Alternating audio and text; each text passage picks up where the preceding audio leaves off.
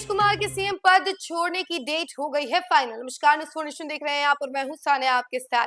पहले से ही चर्चाएं चल रही थी कि खरमास बाद नीतीश कुमार सीएम पद छोड़ सकते हैं, लेकिन अब जो जानकारी सामने आ रही है उसके अकॉर्डिंग आपको बता दें कि 14 अप्रैल अहम दिन होने वाला है। इस दिन सीएम नीतीश कुमार अपने पद छोड़ सकते हैं और 30 मार्च को भी एक बड़ा फैसला लिया जा सकता है सीएम नीतीश कुमार की तरफ से। अब देखने वाली बात है कि क्या होता है, लेकिन हाँ, जिस तरीके की चर्चाएं चल रही है उसके अकॉर्डिंग कहा यह जा रहा है कि 14 अप्रैल को सीएम नीतीश कुमार अपना पद छोड़ देंगे। उसके बाद नई सरकार बनने की जो कवायद है वो शुरू हो जाएगी, यानी जो प्रोसेस होगा वो शुरू हो जाएगा। मीटिंग होंगे, मीटिंग में बैठकें होंगी और कई सारी बातें जो हैं आपको मिलेंगी सामने। और कई तरह की चर्चाएं भी चल रही हैं कि आने वाले समय में हो सकता है कि निशांत कुमार जो हैं वो डिप्टी सीएम बनेंगे और उसके अलावा जो सीएम होंगे वो बीजेपी से होंगे। और इन्हीं चर्चाओं के बीच में ये भी बातें चल रही हैं कि सीएम नीतीश कुमार की जगह पर निशांत कुमार को आना चाहिए, क्योंकि वो उनके बेटे हैं और निशांत कुमार के अंदर कैपेबिलिटीज है। विपक्ष भी लगातार ये बातें कह रही है कि निशांत कुमार को ही सीएम बनाना चाहिए, लेकिन जिस तरीके की बातें एनडीए में चल रही है उसके अकॉर्डिंग कहा यह जा रहा है कि सीएम फेस बीजेपी से होंगे और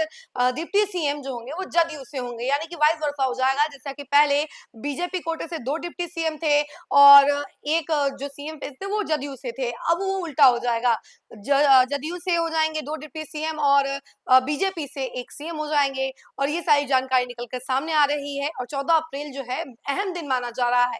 अब हम आपको पूरी जानकारी जरा विस्तार से देते हैं। 5 मार्च 2026 मुख्यमंत्री नीतीश कुमार विधानसभा में राज्यसभा के लिए अपना नामांकन दाखिल करने पहुंचे थे। इस दौरान जदयू के सभी दिग्गज नेता मौजूद थे। नामांकन के बाद एक संवैधानिक पद पर आसीन भाजपा के बड़े नेता ने विधानमंडल परिसर में एक नए स्ट्रक्चर के उद्घाटन का मुद्दा उन्हें उनसे छेड़ा था, लेकिन इस पर मुख्यमंत्री ने जवाब दिया था कि निश्चिंत रहिए, सब होगा। हम अभी 1 महीना 5 दिन बिहार में है ना जी। नामांकन कार्यक्रम में शामिल एक सीनियर नेता ने यह जानकारी मीडिया को दी थी। अब अगर 1 महीना 5 दिन की अवधि जोड़े तो मुख्यमंत्री ने उसी दौरान 10 अप्रैल तक बिहार में रहने का संकेत दे दिया था। 9 अप्रैल को उन 5 राज्यसभा सदस्यों का कार्यकाल पूरा हो रहा है, जिनकी सीटों पर 16 मार्च को चुनाव हुआ था और नीतीश कुमार विजयी घोषित हुए थे।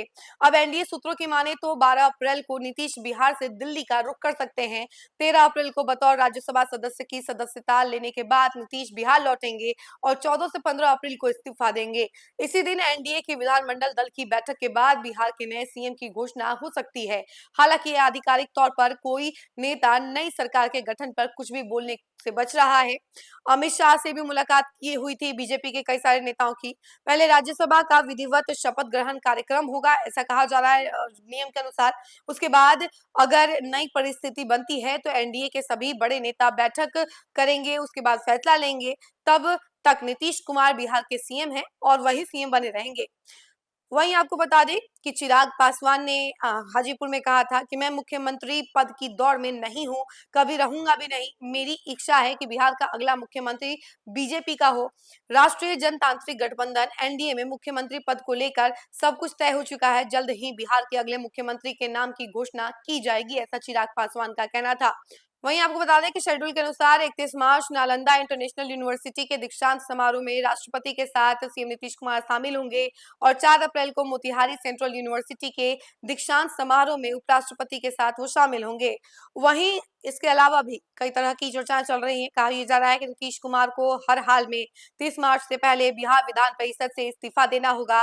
पब्लिक रिप्रेजेंटेटिव एक्ट 1951 के अनुच्छेद 101(2) के तहत प्रोहिबिशन ऑफ साइमल्टेनियस मेंबरशिप यानी कि 1950 के तहत हर हाल में 14 दिन के भीतर उन्हें एक सीट से इस्तीफा देना होगा। अगर वे विधान परिषद की सीट से इस्तीफा नहीं देते हैं तो उनकी राज्यसभा की जीती सीट खुद ब खुद खाली हो जाएगी। नीतीश कुमार 2006 में पहली बार विधान परिषद के सदस्य चुने गए थे। इसके बाद से 2026 तक 10 बार वे लगातार सीएम पद की शपथ ले चुके हैं, लेकिन सीएम रहते हुए कभी विधानसभा का चुनाव नहीं लड़े। वे विधान परिषद के रास्ते ही पॉलिटिक्स करते रहे हैं। अब जब वे राज्यसभा सांसद निर्वाचित हो गए हैं तो 20 साल के बाद उनके इससे सफर का अंत हो जाएगा। नीतीश राज्यसभा चुनाव जीत चुके हैं, उनके बेटे निशांत कुमार भी पॉलिटिकल तौर पर एक्टिव हो गए हैं। दूसरी तरफ राज्यसभा का चुनाव जीतने के बाद भी सीएम लगातार अपने कार्यक्रमों में व्यस्त हैं। ना तो जदयू की तरफ से और ना ही बीजेपी की तरफ से पावर शिफ्टिंग पर किसी तरह का कोई बयान दिया जा रहा है। तो देखिए, ये है पूरी शेड्यूल, हमने उसके बारे में भी आपको बताइए कि सीएम नीतीश कुमार आखिर कब कब कहाँ जाने वाले हैं। समृद्धि यात्रा का भी समापन हो चुका है और अब ये कहा जा रहा है कि 14 अप्रैल तक सीएम नीतीश कुमार इस्तीफा दे देंगे सीएम पद से, और उससे पहले जो 31 मार्च है उस दिन भी कोई बड़ा फैसला लिया जा सकता है। अब इंतजार है 30 मार्च का, 31 मार्च का, उसके बाद 14 अप्रैल का कि आखिर क्या कुछ होता है, क्या फैसला लिया जाता है सीएम नीतीश कुमार की तरफ से। और कहा यह भी जा रहा था कि सीएम नीतीश कुमार इंस्टॉलमेंट में इस्तीफा देंगे, यानी एक एक करके इस्तीफा देंगे। पहले वो विधान परिषद से इस्तीफा देंगे, उसके बाद वो सीएम नीतीश जो है वो अपने पद से इस्तीफा देंगे, यानी कि सीएम के पद से इस्तीफा देंगे। तो एक एक करके होना है, तो उसका इंतजार अब किया जा रहा है। अब देखिए आगे क्या होता है, लेकिन फिलहाल इस कमरे में इतना ही। ऐसी तमाम अपडेट के लिए जुड़े रहे हमसे और देखते रहे न्यूज़4नेशन। धन्यवाद।